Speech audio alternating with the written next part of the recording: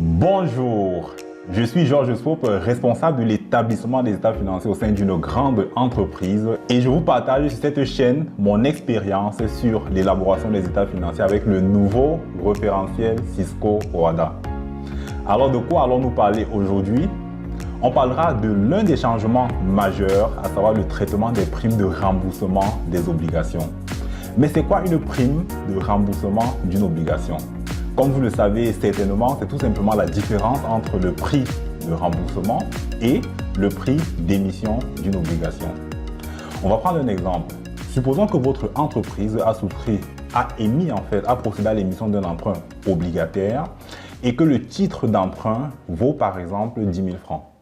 C'est-à-dire qu'à l'émission, le prêteur lui remet 10 000 francs et au remboursement, au lieu de rembourser 10 000, votre entreprise doit plutôt rembourser 15 000 francs. La différence entre ces 15 000 et ces 10 000, à savoir 5 000, constitue une prime de remboursement de cette obligation. Qu'est-ce qui était fait avant avec le précédent référentiel? La différence entre le prix de remboursement et le prix d'émission était calculée sur l'ensemble de cet emprunt-là, était directement à l'émission, comptabilisé comme prime de remboursement des obligations à l'actif du bilan. Mais avec le nouveau référentiel, il y a un changement majeur en ce que cette prime est considérée comme étant une non-valeur et chaque exercice va tout simplement supporter la charge correspondante. Pour illustrer cela, on va prendre un exemple et j'imagine que vous avez déjà téléchargé le guide d'application du Cisco OHADA révisé. Si vous ne l'avez pas encore fait, je vous encourage vivement à aller le télécharger en tapant tout simplement dans la barre de recherche Google « Guide d'application du Cisco OHADA révisé » et vous aurez accès au PDF qui contient le guide complet de l'application de ce Cisco OHADA révisé. On va aller dans ce guide d'application à la page 183. Je vous invite à y aller. On va voir ensemble un exemple qui illustre le traitement des primes de remboursement des obligations. Très bien, nous y sommes. Emprunt obligataire avec prime de remboursement. Ici, le 1er janvier N, une société a émis un emprunt obligataire aux conditions suivantes. Le nombre d'obligations, c'est 10 000. La valeur nominale, c'est 5 000. Le prix d'émission, c'est-à-dire ce qu'elle reçoit du prêteur, c'est 4 900 francs par obligation. Et au remboursement, il faudra verser au prêteur 5 100 francs par obligation. Le taux d'intérêt est de 5% et la modalité de remboursement, c'est un amortissement constant sur une période de 4 ans. Les frais d'émission qui seront comptabilisés en charge sont de 750 000. Et là, on aura naturellement 4 échéances, à savoir les années N, N+1, N+2 et N+3. Comment donc cela va être traité comptablement? Il est clair qu'ayant 10 000 obligations émises avec un prix d'émission de 4 900, nous allons recevoir 4 900 fois 10 000, ça fera 49 millions. Et voyons comment cela est comptabilisé tout simplement. Donc, on va constater la créance sur les obligataires, ici 49 millions. En contrepartie, on a le compte d'emprunt qui sera crédité de 49 millions.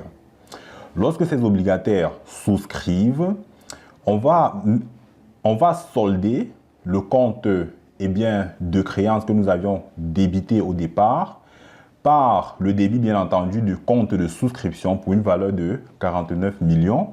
Et lorsqu'on reçoit effectivement les fonds, notre compte banque est débité de 49 millions en contrepartie du compte de souscription. Donc là, nous sommes à la souscription et à la réception des fonds.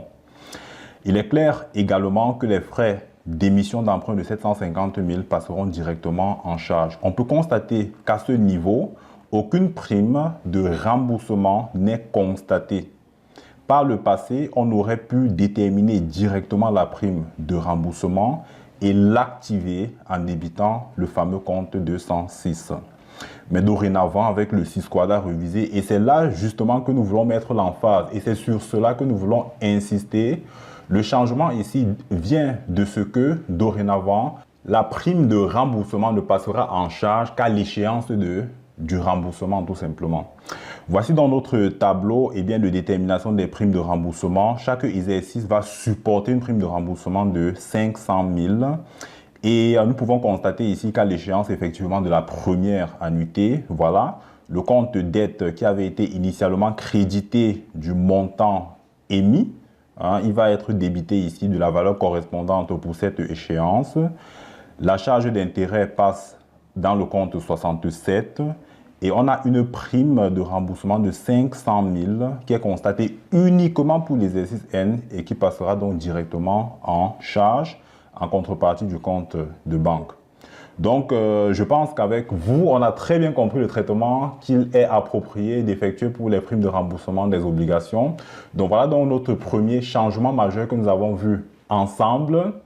Je pense que vous avez très bien compris le traitement qui est dorénavant fait sur les primes de remboursement des obligations. Donc, dans la prochaine vidéo, on va voir un autre des changements majeurs avec ce Syscoada révisé, à savoir celui relatif aux dettes de location-acquisition. Donc, reste scotché et on va voir ensemble dans la prochaine vidéo comment concrètement cela devrait être traité avec le nouveau référentiel.